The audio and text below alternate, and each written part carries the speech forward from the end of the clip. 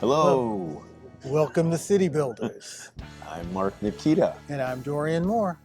and we are here once again to talk about cities.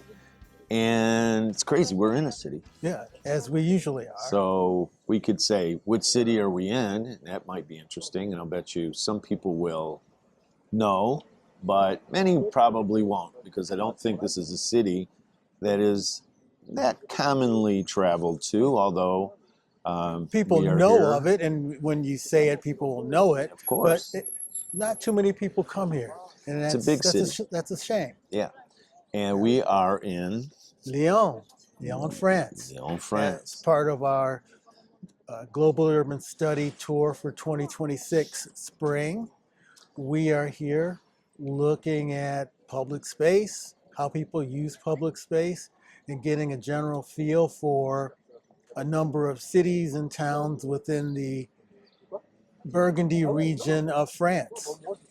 And as we've spoken already about the things that we are focused on this global urban study, things like regionalism and vernacular of a place and what makes certain sort of characteristics of an urban area or a city, among many other things.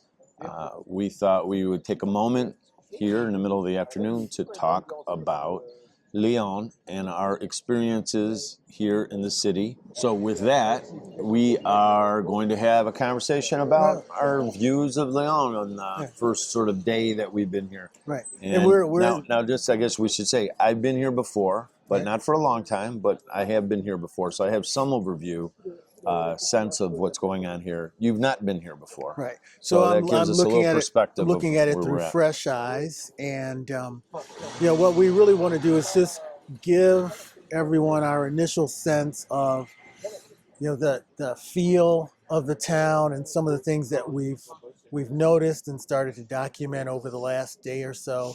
And we're still in the midst of walking, sketching, documenting, photographing, and just getting an understanding of the city in general.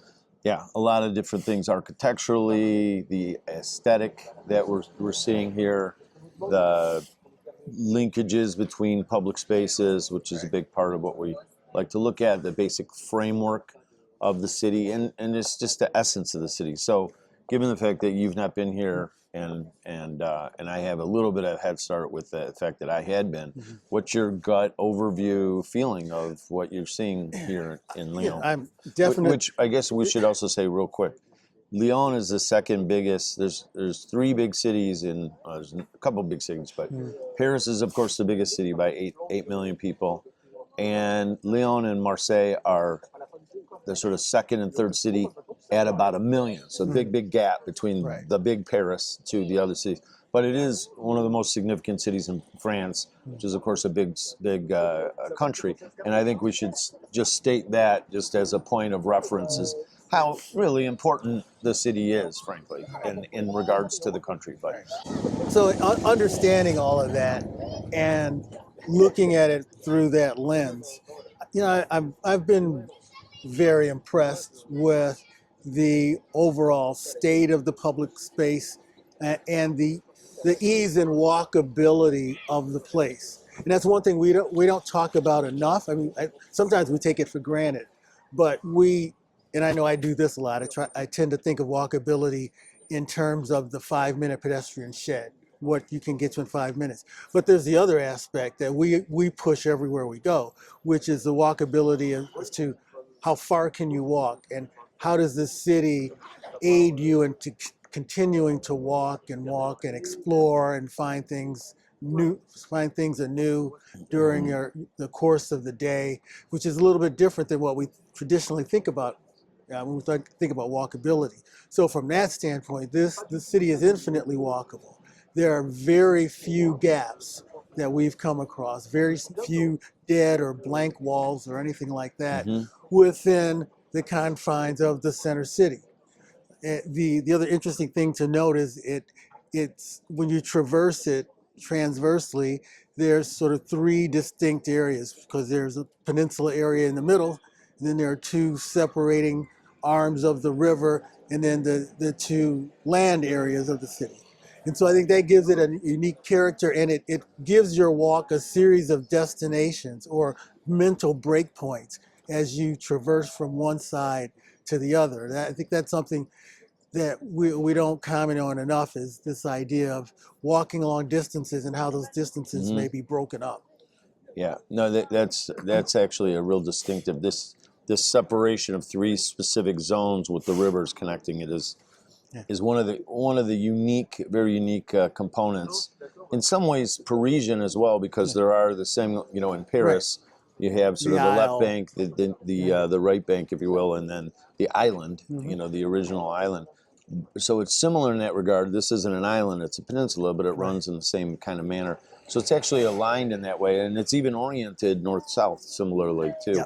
So there's a lot of, I guess, there's a lot of sort of conceptual alignment to that. But they become sort of different cities, right? It does seem like the center, which is where we're at now in the peninsula, is a bit different than what's in the south and what's in the north. Right.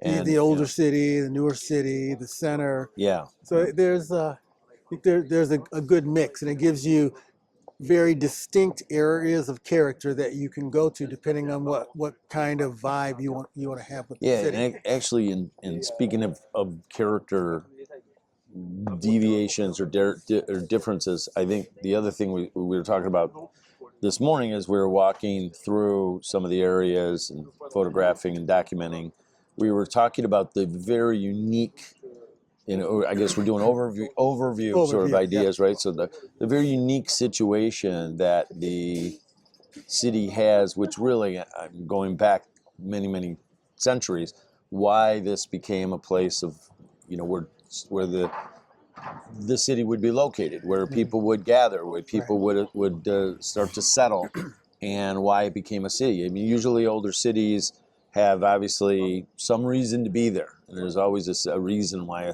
this particular spot, if you think about nobody living here, all of a sudden people start living there. Why is it that people want to live there?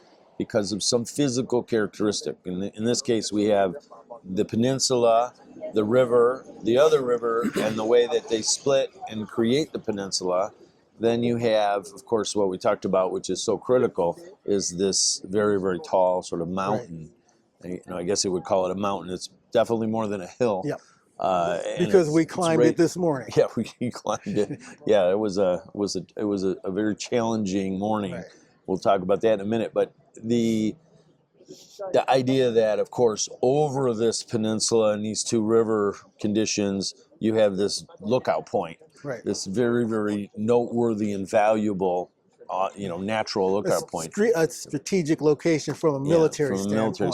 For sure. Yeah, which those are always, if you look at cities like Heidelberg, I mean, you can go down the list of all the cities that position because of that height and that opportunity. So anyway, it's a very naturally logical place to gather, and has been, for many, many centuries. And so that's fascinating. And then now you see how the city has built over the years, over the last so many hundreds of years into what it is today. But I think going back to your first point, it is a very pleasant city to traverse. It's largely just a grid for the most part, so it's somewhat easy. I mean, the grid isn't perfect. It's no Manhattan in that regard, where it's rigid, but it's generally a north, south, east, west grid, and it feels like comfortable to say, oh, that's west and that's east, and so the orientation it's no London grid. It's no London grid for sure. It doesn't have that medieval city grid, which a lot of cities do, which make it more complicated to figure out how to get around. So there's a comfort level, like you said, in the beginning, that there's a way that I think people can easily embrace the city. It's the general infrastructure and the characteristics of the grid and the block pattern and such are pretty comfortable from a pedestrian standpoint. And looking at the public spaces of reference and importance, whether they're green spaces like a park or hardscape like what we have here, which is much more of a plaza sort of situation, and how they are interconnected and what that connection is. Right. Is it worthwhile to walk? Do you feel comfortable as a pedestrian? Is it annoying, concerning, difficult, unpleasant? Those are all the things that we look at. What's the feel of the connectivity between those individual spaces, I think, is important. We've talked about that. The other thing that we haven't mentioned yet, but is also very important here, is the scale. And by scale, we mean the height and the mass of the individual buildings that frame all of these public spaces and streets. So we're generally looking at roughly 7-story height for most of the built structures within the area. They give a good sense of enclosure for something that's very spacious or broad, like the Place Bellecour, which is down just down the street just this a way, couple blocks couple away, blocks, west of us. or some of the more intimate spaces that we've been looking at. Either way, that scale of building really gives that sense of enclosure to those kinds of spaces. Yeah. Carry that back with the scale that we just walked through at the base of the mountain, which Right. is a very different scale than what you have here, which I think is periodic. It has something to do with the periods that things were built and developed, as well as the historic nature of it, the older buildings, the older centers. There's a couple things of differentiation. So let's talk a little bit about the connections and then start with where we're at, right? This is Place des Jacobins, which is the square, which is quite beautiful. Not only, and we always look for, the square or the public space is one thing, but the most important thing is the enclosure, right? Right. So we always talk about the enclosure. Is it the right height? Is it the right distance from end to end?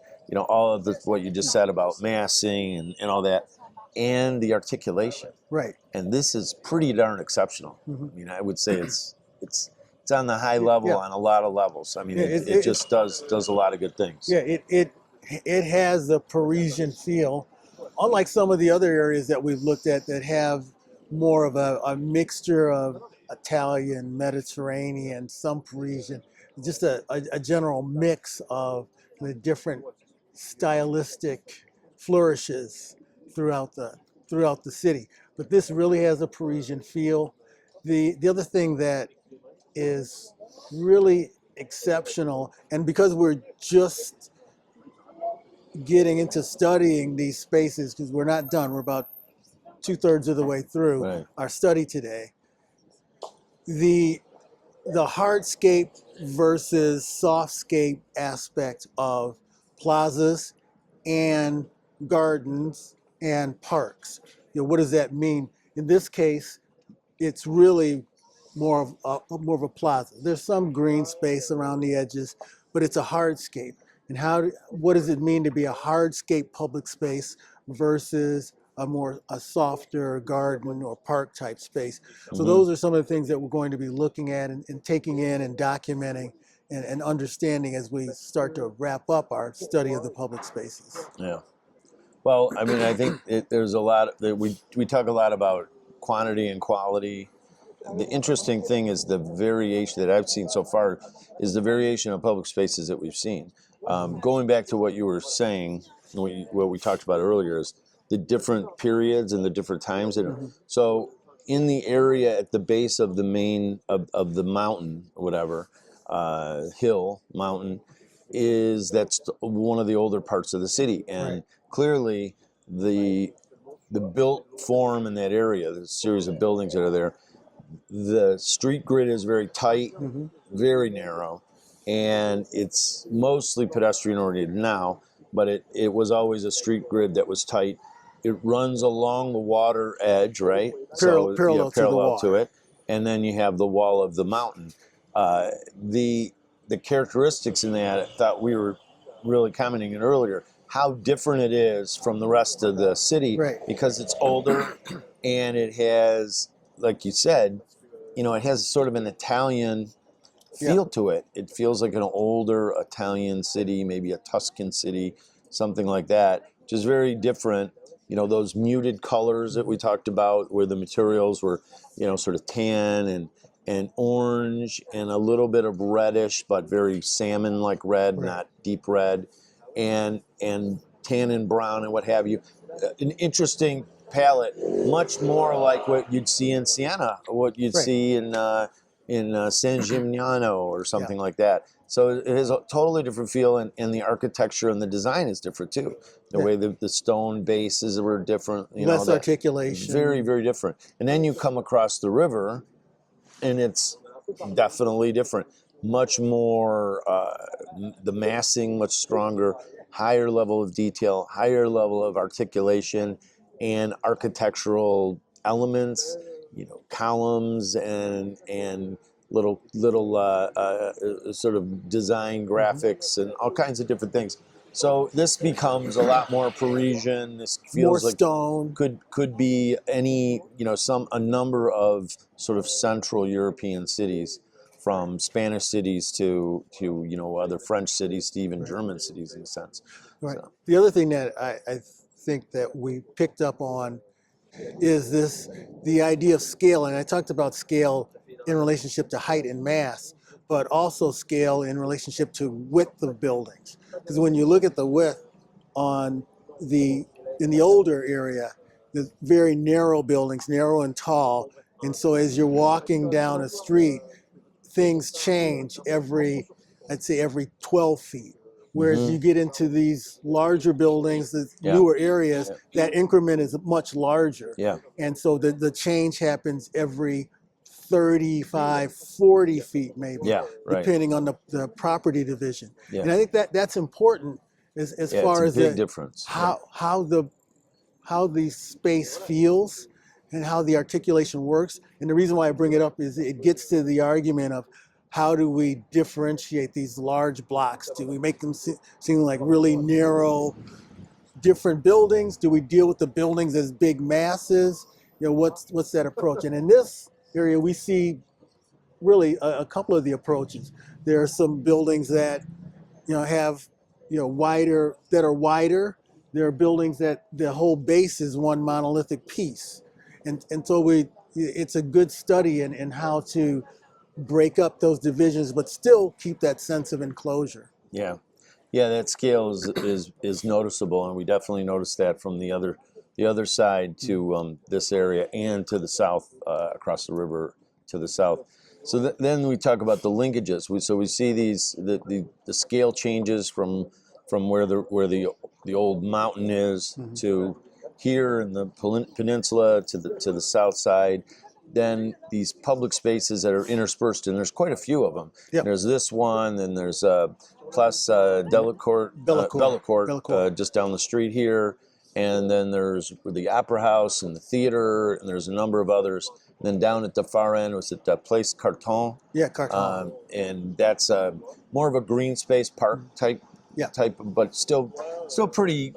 It's pretty much a public space that's more of a green, but a lot of outdoor seating and things like that.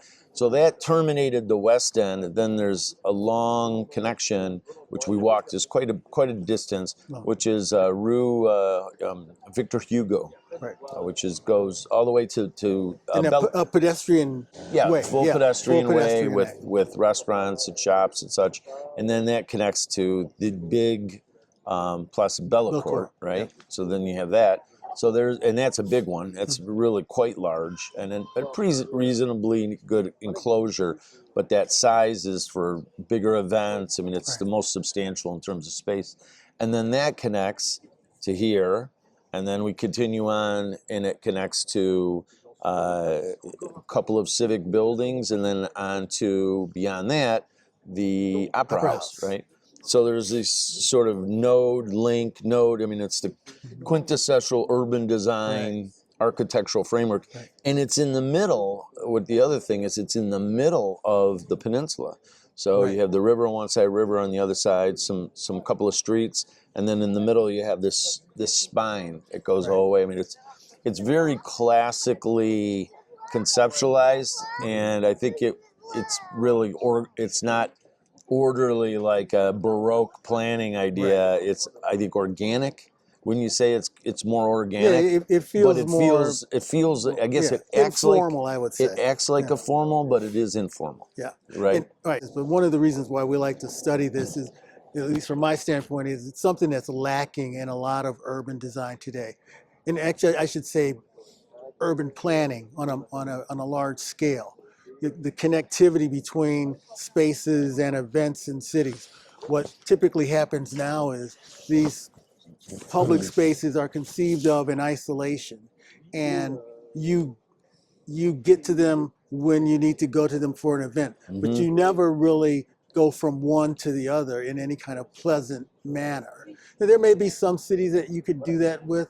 I'm thinking of New York in some ways, but even then, it's not really a defined experience. So in a lot of North American cities, we don't deal with the linkages as well as we could. And Mm-hmm. that's one of the reasons why we study Yeah. them in these different European cities. Yeah, I think we study them to look for the opportunity when we do work on a plan for a city or an enhancement. There's always the idea of how you can enhance the elements that are there. In some cities we work on, there might be some kind of spine but a lack of nodes. In Right, some cases, there might be a nodes, but there's really not a connection. So when we see a place that actually has it and it's done right, right, you learn from that and you sort of use that in your mind as a precedent. Now, you're not going to duplicate or replicate, if you will, Lyon's urban condition in a city in Ohio or something. right, But part of the thinking in our sort of precedent study and observations is you learn from where it works really well. We learn from when it doesn't work. We learn from the best, the cities that are the greatest and work well. And then wherever we can apply general principles to even a much, much different situation, it's still a win. right. And I think that that's a great way to sort of think about, and that's how we've been thinking about our application of our global Right. urban studies to our work for many, many years. Right. And the way I always like to think about it is, a win is a win. And you, I and I know you do also, totally reject the notion that because one place is a big city and our city is a small town, that we can't learn from the big cities, Yeah. and vice versa. And vice versa, right? The big cities can learn a lot from small towns. And it's also location-wise. People say, well, that's in Asia, so that doesn't work here. Or, Right. Yeah, well, there's absolute truth to that. Right. But there's also the thread of things that do work. And Right, you have exactly. to understand what works and what doesn't. So just because it works in Europe doesn't mean it's going to work in North America. But there are elements of it that we can learn from and apply. Right. And that's where And the value and the important thing, and why we've been to 500 plus cities now, is that and counting. and counting. We added a bunch on this trip so Yes, far. we did. But the reason why we've done that is because the more examples you can see, the easier it is to take that information and apply it, because you've seen it happening in a number of different contexts. And so that's why we don't always go to the exact same cities every year, other than Amsterdam and London. But is because we want to see different conditions. And we go to European cities, we've gone to Asian cities, and we've gone to cities in the US and Canada. And so we're really attentive to understanding all the different permutations of urbanity.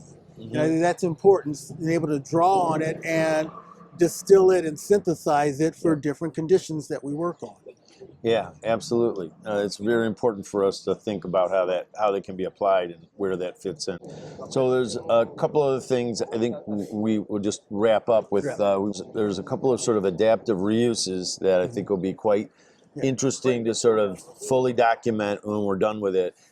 The Opera House and the addition that Gino Val had done many years ago. It's an interesting adaptive. It's not an adaptive reuse, so it's sort of a contemporary expansion of a historic building, and there's a number of different elements there. I've also been impressed by the beauty of some of the civic buildings, and I think of the theater that we just went to, literally a block away, and the beauty of that and the public space in front of it. Then, of course, we just were mesmerized at the beauty of the historic hospital that is along all the water and now is an adaptive reuse to a hotel, retail area with a number of other uses, a couple of hotels actually.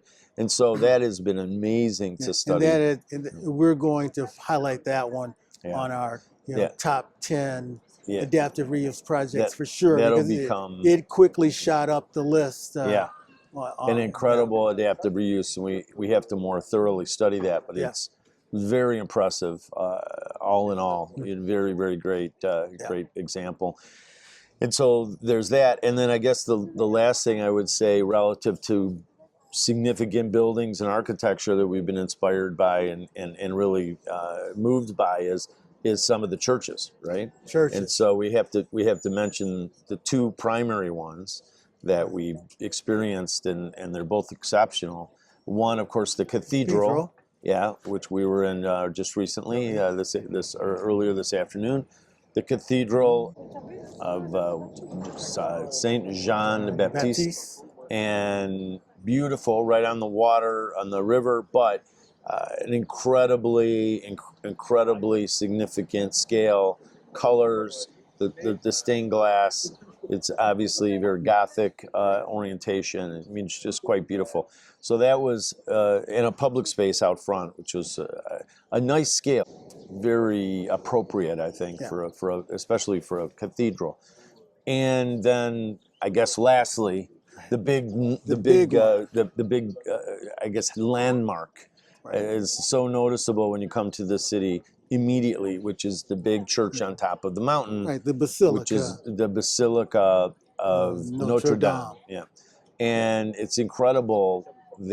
Obviously the location of it, the very top of this sort of mountain, and it's illuminated at night. It looks beautiful. But when we were there and we walked through it earlier today, very difficult to get to by foot. A lot of steps, a lot of ramps, a lot of effort, but didn't deter us in the least. No. And what would we say when we got there? Well worth it. Definitely worth it. For the views out and the Basilica itself, which was amazing. But yeah, the views were amazing, but the Basilica was actually even more amazing. Right. Which is so. The funny thing I guess we should share is that how we walked into, we walked into this sort of side, and we were in this incredible church space, but I noticed the ceilings were low, and I thought comparatively, I mean, they're not low like ridiculous low, they were just low compared, but you know how the churches vary so much in the design. So my first thought was, wow, it's a low ceiling church. That's an interesting approach. It's different, but the detail, wow, all the detail was incredible. And then we were thinking, it's so diverse, and a sense of Renaissance, a sense of Greek, a sense or Gothic. I mean, we were looking at all that sort of elements, and we were going, is this some kind of Mannerist design? It was funny to think about. Like it was one of the more unique designed churches for sure that I can remember because of the variety of different things and the colors. They're interesting colors. And then we sort of wandered up this side step that took us into a little chapel, and then up to the actual basilica. The actual basilica sanctuary, which was amazing. I haven't seen anything like that in quite a while. Very stunning space. Yeah, it was amazing. The colors, the layering of detail, the artwork, really, really something. So that was very impressive, very, very impressive. A kind of architecture, and for a church that was very distinctive. Right. I would say it differentiated itself for a number of reasons. Architecturally, scale, colors, artwork, definitely a high level church. So that was very, very exceptional. So these are the things that, when you think about what makes a city unique and distinctive and exciting, you go, wow. You start adding all these up and you go, this is a city that really differentiates itself from many others. It's a special place. Yeah, and it's a matter of having these very special moments, which in this case are the churches and to some degree the civic buildings, but really these churches, and then the public spaces, and then everything else that's the fabric that sort of sits in the background, but in and of themselves are architectural marvels for the most part. Yeah. We like to call them background buildings, although it's hard to call any of these background buildings. Right. But when you have the level so high that you have these exceptional churches and theaters and opera houses that are at a really high level, that these do become background Right. buildings, as good as they are, as Right. exceptional as they are. And yeah. But right now, what we have to get to is the rest of our study. Yeah, exactly. Yeah, if we don't get to it, we're going to miss our dinner engagement. Yes. So, and with that, we got to get back to one important thing. Walk in the streets.